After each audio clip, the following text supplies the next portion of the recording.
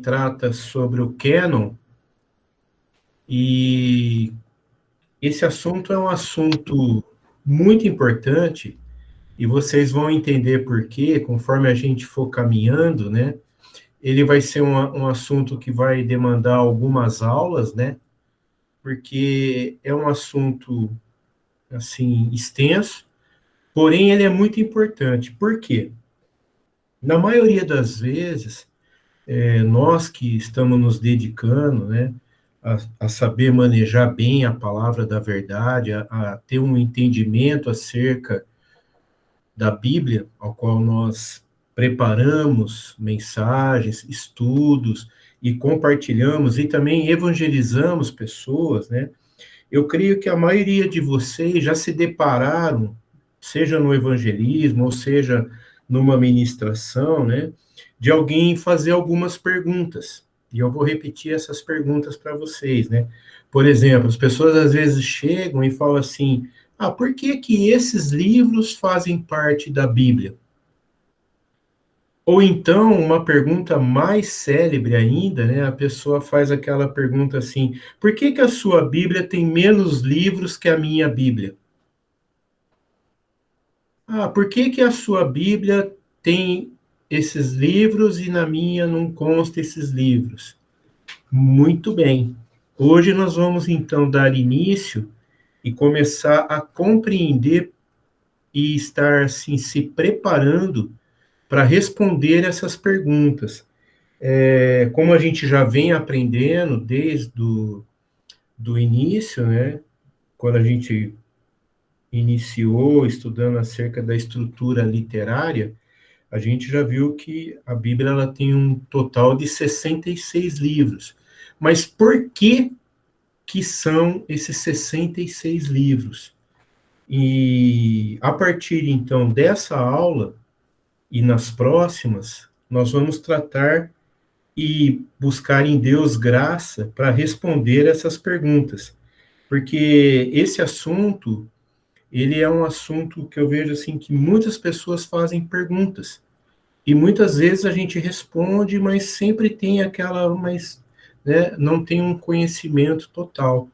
Então, assim, eu queria pedir para vocês uma total atenção, porque é muito importante, como também foi importante a questão da estrutura literária, e a gente viu, né, muitas coisas assim que às vezes a gente não sabia, né, alguns termos técnicos, né, porém, dessa vez, a gente vai estar entrando onde são assuntos que no dia a dia do evangelismo, a gente se depara com essas perguntas. E muitas vezes nós não estamos preparados para responder. E também há muito achismo. Ah, eu acho que, eu acho. Então, hoje, assim, buscando pela graça de Deus, a gente quer tentar anular esses achismos e levar a gente a entender com convicção por que que a nossa Bíblia consta 66 livros. Ok, queridos? E muito importante esse assunto, porque ele se trata do segundo grande elo da corrente teológica, tá? Como a gente viu, o primeiro elo é a parte da inspiração, porque pela inspiração a Bíblia chegou até nós e chegou com a autoridade divina, e a partir da canonicidade, ou do cânon, nós vamos entender que foi o processo pelo qual a Bíblia recebeu a aceitação definitiva. E uma coisa é a gente entender que a Bíblia chegou por mensagens da parte de Deus, e a outra situação é a gente entender que ela foi reconhecida como regra de fé e conduta para todos nós, né? Então, iniciando aqui e indo para o segundo slide, o que é o cânon? Então, falando assim, como vocês já viram aí na apostila de vocês, né? O termo cânon, ele provém da palavra grega canon, que significa regra, lista, vara ou um padrão de medida. E essa palavra no grego, canon, ela é derivada da palavra hebraica kané.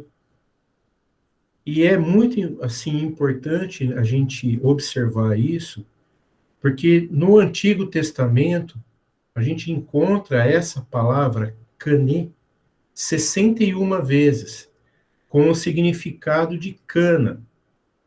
Não cana, aquela cana que a gente conhece, né, que se faz o açúcar, né? Mas é uma cana de medida. Era uma planta que ela era usada para medir. E, por exemplo, eu pus o texto de Isaías 46:6, a gente vê, né, que é essa palavra, ela denota, né, também a cana, a mesma planta que eles usavam para trançar os cestos, né? E ela era um bastão reto, né? E tem também aquela passagem no livro de Ezequiel, quando o anjo saiu com ele, vocês se lembram, ele saiu para medir os limiares do rio, do templo, ele também estava com um cani na mão, né? Que era uma cana de medida. E tem um uso também no Novo Testamento da palavra canon. A gente vê em Gálatas 6:16, e é interessante essa palavra, porque Paulo, entendendo e trazendo dentro, assim, a gente vê o livro de Gálatas, né, um livro que teve, assim, muita disputa entre os judeus e Paulo em questões da pregação do evangelho para o gentio, né? E interessante que Paulo usa a palavra canon, dizendo exatamente assim: e a todos quantos andarem de conformidade com esta regra. Então, aqui os tradutores, na maioria das traduções, traduziram a palavra canon como regra, conduta, né? Paz e misericórdia sejam sobre eles e sobre todo Israel. Então, vocês veem a importância, o conceito do canon como uma regra de conduta. Então, é muito importante, iniciando essa aula sobre o canon, a gente entender exatamente o significado e a importância do canon, né? Que foram a canonicidade, né? O canon, ele é o estudo que trata o reconhecimento da escrita dos livros que foram dados por Deus por inspiração. Então, como a gente vai ver nas outras aulas, ou na sequência aqui, toda a forma que um livro entrou no cânon para ser autorizado como um livro canônico, ele passou por uma série de regras para chegar a essa conclusão. Caminhando um pouco mais aqui, falando acerca do cânon e da autoridade do cânon da Bíblia, né? Então, a canonicidade de um livro, a gente tem que entender que a primeira regra que aqueles homens que estavam, quando se reuniram nos concílios, a primeira regra para ver se um livro era canônico era pela inspiração divina. Então, é o processo mediante o qual Deus nos concedeu a sua revelação. Por isso que a inspiração divina foi muito importante no processo de canonicidade de um livro, porque foi a inspiração que Deus deu a um livro que determinou se ele era um livro canônico ou não. Então, vocês percebem a importância, e dentro da inspiração, vocês se lembram, né, nas aulas passadas, a gente entendeu que 3 critérios da inspiração que são importantes: a revelação, a inspiração e agora a canonização. Então, eles levaram em conta cada livro. Então, vocês imaginam, né? cada livro foi observado esses critérios. Então, isso é muito importante, porque pela canonicidade, ela foi determinada também por Deus, Deus agiu usando a vida desses homens, esses sábios que trabalharam em cima dessa canonicidade, e para que os homens entendessem o conceito importante da inspiração. Então, a gente precisa entender que a Bíblia constituiu o cânon. Deus mesmo permitiu que o cânon fosse criado para trazer legalidade à sua palavra. Nós estamos, como desde a primeira aula eu tenho repetido para vocês, nós precisamos entender que na história da que a Bíblia chegou até nós, a gente precisa ver que houve um milagre, é um milagre de Deus em todo o tempo. Então é muito importante a gente entender isso daí, né? E usando a expressão que Paulo usou em Gálatas para cânon, né? Traduzindo a palavra, a gente pode entender que a regra foi muito bem trabalhada. Amém, queridos? E então, a medida, o cânon, ele deve ser medido ou avaliado pelo fato do livro ter a autoridade que foi concedida por Deus. Amém? Então, guardem bem isso, que é muito importante, que vocês vão ver a partir dessa aula e das próximas, a gente vai falar alguns termos técnicos, e então já não vou mais explicar, vou falar simplesmente o cânon. Então, os irmãos já tenham em mente que é a regra, que é medida, que é conduta. Amém, queridos? Caminhando um pouco mais aqui, né? Houve alguns, como a gente pode ver, né?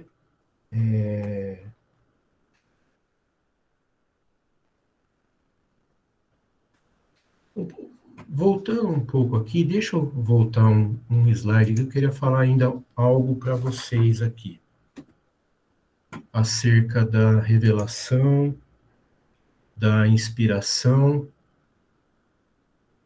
e da canonização, né? Então, é muito importante a gente entender que todo esse processo, ele não foi fácil de se realizar.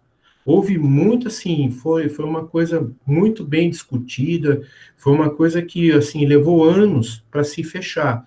Foram 3, 4 concílios para se fechar um livro, muito discutido, muito conversado. Então, foi algo assim que esses 3 critérios, eles foram muito levados em conta, ok? E caminhando para o outro slide, né?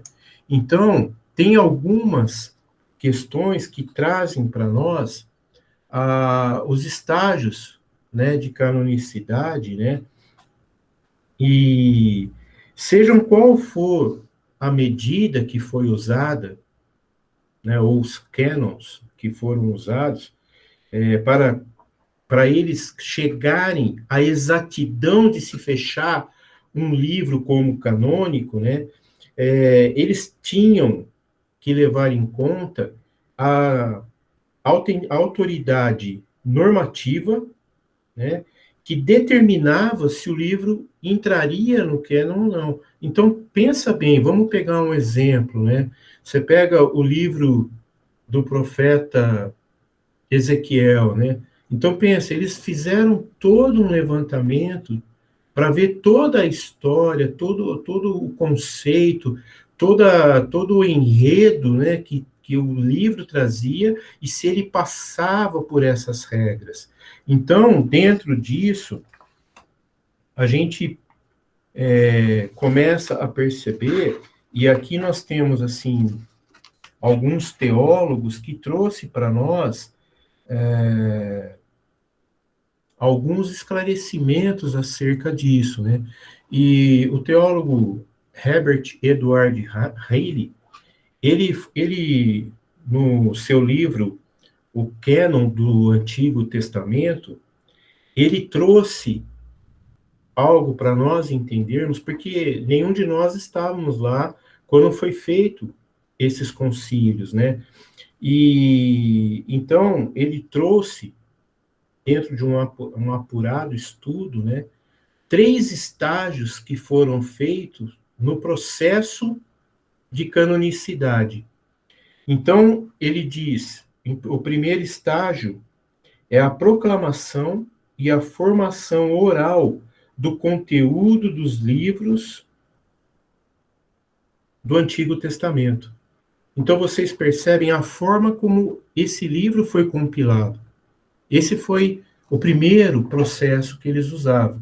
O segundo processo era a redação. Então, vocês percebem, né, por que a gente falou sobre a estrutura literária do livro, lembra, nas aulas passadas? A estrutura literária do livro foi levada em consideração no processo de canonicidade do livro. Então, eles perceberam se a redação desses livros estava de acordo com a inspiração divina. Então, perceba como é importante toda essa estrutura que a gente conversou, né? E o terceiro processo que ele usou foi a seleção dos livros para ocuparem o cânon.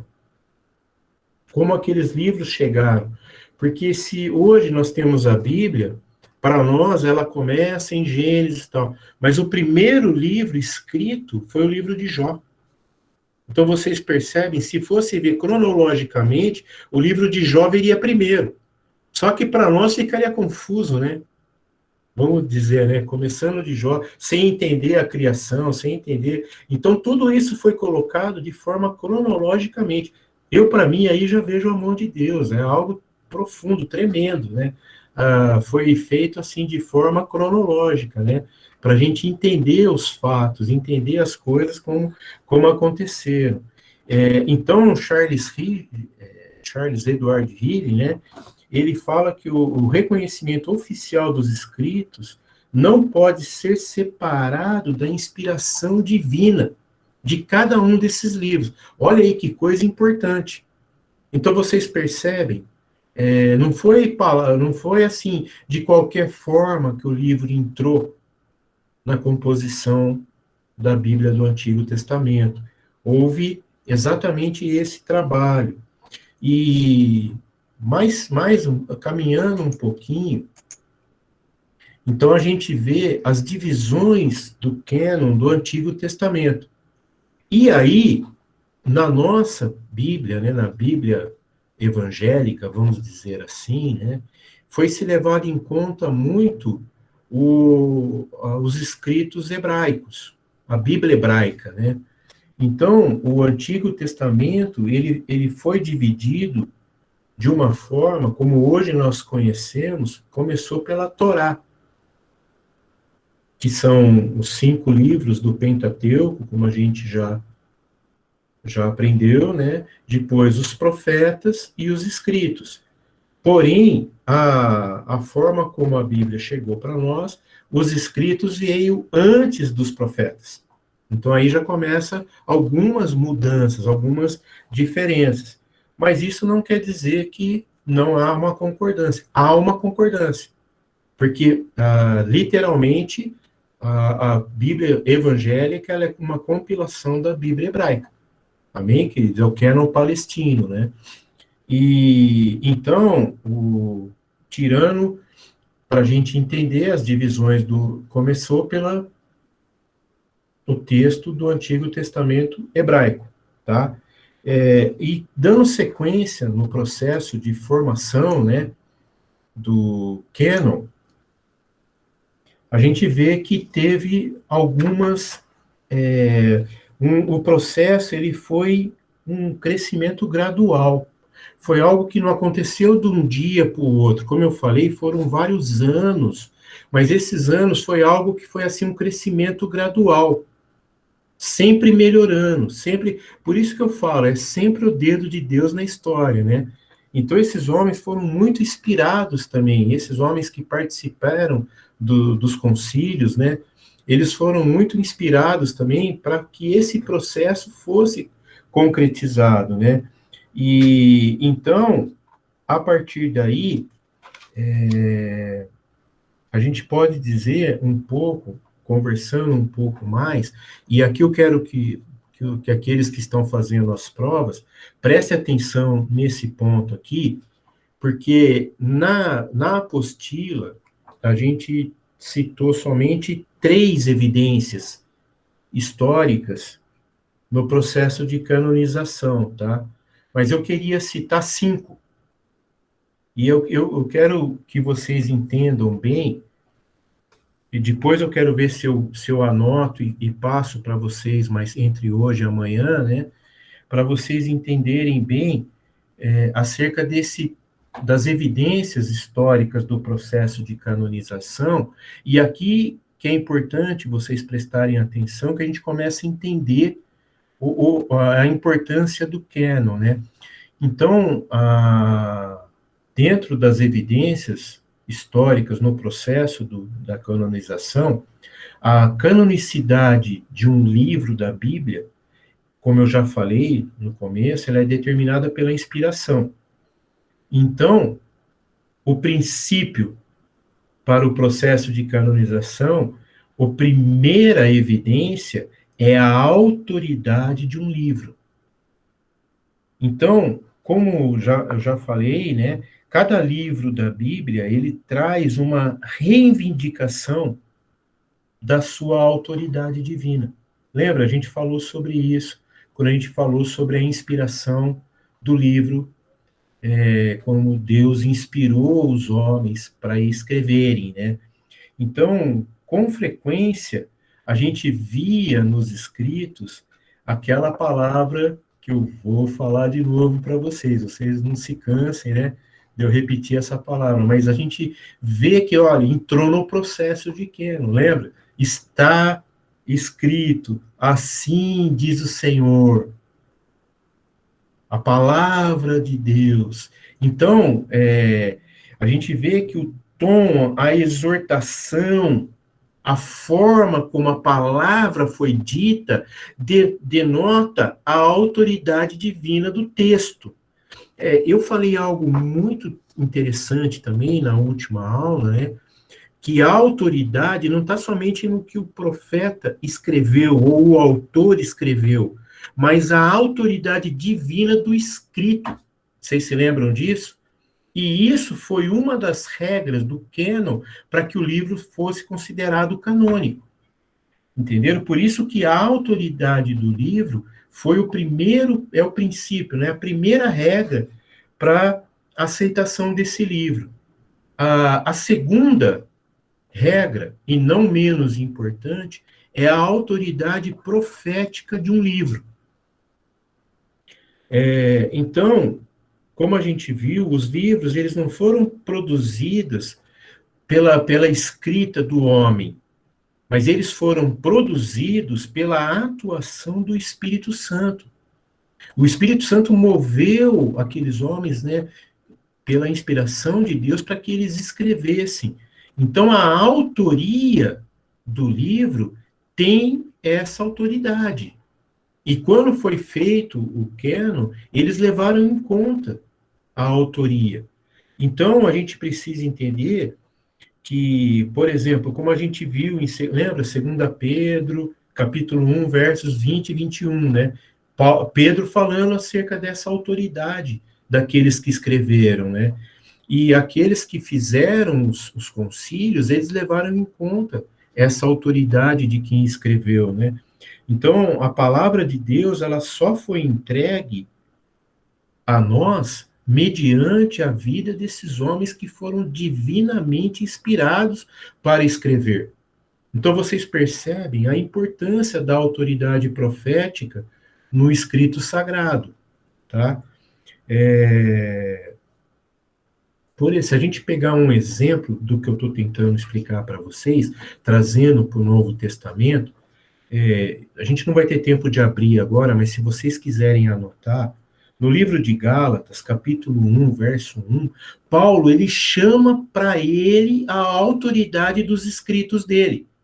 Então a gente vê que Paulo está exortando o povo de Deus em Gálatas, dizendo que as suas cartas, os seus escritos, deveriam ser aceitas, porque ele era apóstolo de Cristo.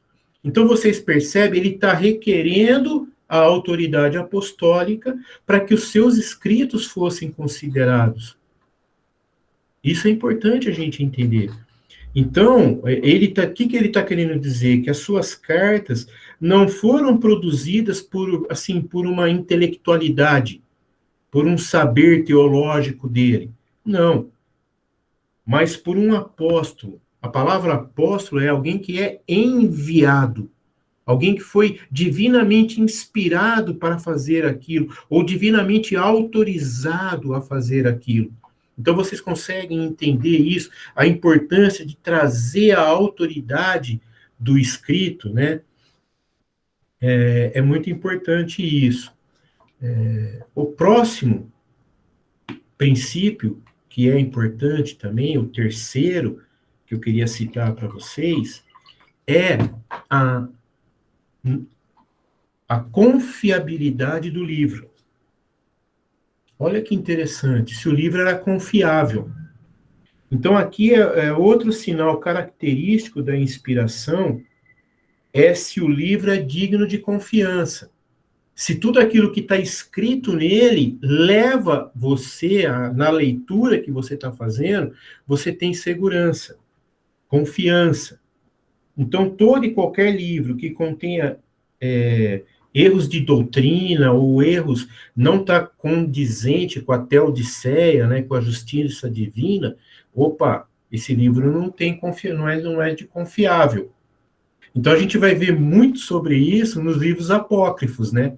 Que era exatamente isso, eram livros que não eram confiáveis. Então por isso que eles não passaram no cânon. Então eles faziam um julgamento para entender que não havia naquele livro a revelação divina. Vocês percebem? Então o livro não passava confiança. O quarto princípio que eles usavam era a natureza dinâmica de um livro. E esse quarto teste no Canon, às vezes, parecia ser não muito importante do que os três primeiros que a gente citou aqui. Mas ele tinha algo muito importante, porque os autores, os que participavam do concílio, buscavam nesse livro a capacidade que a leitura levava a pessoa a ter sua vida transformada. Olha que bacana, que interessante isso, né? Então, por exemplo, a gente lê os livros, dificilmente, que eu sempre gosto de citar, né, que os livros de Salmos é uma escola de oração, né? Dificilmente você lê um salmo e não acaba orando após ler esse salmo, né? Por quê? Porque há uma graça, há uma transmissão de unção, de graça, há uma sinergia entre você e a leitura que você está fazendo. Então, com certeza, o Salmo, o Provérbios, ele impacta a nossa vida, automaticamente transforma. Porque ele bate, confronta o pecado, confronta a maneira errada de viver, confronta a forma errada de agir. Opa, isso entrou como um dos princípios no processo de canonicidade, né? Então, por exemplo, só citar um exemplo para vocês aqui, tá? Alguns livros da Bíblia, eles foram questionados nesse princípio aqui. Por exemplo, Cantares de Salomão, o livro de Eclesiastes, foram questionados, porque eram livros que eles não estavam vendo essa natureza dinâmica do livro, né? Parece que ele distorcia, né? Mas, como eu falei, eram livros que foram inspirados, então eles passaram. É muito interessante isso, para vocês entenderem o processo de canonicidade. Então, houve o questionamento. Isso é importante a gente entender. Opa, peraí, como nós vamos ver depois no cânon do Novo Testamento, o livro de Tiago também foi muito questionado. porque ele confrontava muito a teologia de Paulo, né? É o contrário. Então, houve aquela situação, a mesma coisa, a dinâmica, né? Então, guarda isso, é importante entender esse princípio. E o quinto e o último processo dentro da canonicidade, e aqui vocês vão ver que é um ponto interessante, é a aceitação do livro. Então, a marca final de um documento, de um livro, né, escrito como autorizado, como canônico, é o seu reconhecimento pelo povo de Deus, ao qual originalmente foi destinado. Então, nós precisamos entender que a Bíblia toda, ela foi escrita com um destinatário. Ela foi escrita em primeiro lugar para o povo de Deus, para o povo escolhido. Então, essas pessoas têm que ser as primeiras que aceitem o livro. E muito tremendo aqui é a aceitação de cada um desses livros, né? Então, muito assim, queria dizer para vocês que muito bacana ver esse processo da canonicidade, né? E depois, assim, eu gostaria que vocês, eu estou passando meio, que a gente só tem 1 hora aqui, mas tem muita informação na apostila aí, acompanhem também, porque vocês vão ver coisas importantes, está falando acerca da grande sinagoga, do historiador Joséfo, o historiador Joséfo, ele foi muito importante para chegar essas informações para nós, deixou muitos escritos importantes, né? Então, caminhando mais um pouquinho aqui, né? Então, o reconhecimento dos livros divinamente inspirados, né, teve a importância de 2 cânon, o cânon palestino e o cânon de Alexandria. E vocês vão ver que dentro do cânon palestino, muitas das coisas assim que ocorreram, muito dos livros, né? Esse concílio, ele defendeu a canonicidade de 4 livros contra o ataque de uma escola que havia nesses tempos, né? A gente está falando dos dias do historiador José, 70 depois de Cristo, né? Então, havia ali uma escola que defendia a não entrada desses 4 livros. Mas o cânon palestino, eles entraram, eles concordaram que esses livros eram canônicos. Quais eram esses livros? O livro de Esther. E por que, olha aqui uma situação interessante, por que o livro de Esther não estava tendo muita dificuldade para ser aceito como livro canônico? Porque no livro de Esther a gente não vê o nome de Deus. Vocês percebem? Outro, como eu já tinha citado, né, o livro de Cantares também houve muita resistência, né? Porque ele era considerado como simplesmente um cântico, uma poesia de amor, um cântico de amor, de afetividade. Mas ele tinha uma importância canônica, né, e foi aprovado. O livro de Eclesiastes, e agora entendendo o porquê que ele não estava, porquê que eles estavam resistindo para que ele passasse como um livro canônico, porque ele era um livro que trazia muita questão, assim, um espírito pessimista, muita coisa, assim, ruim, né?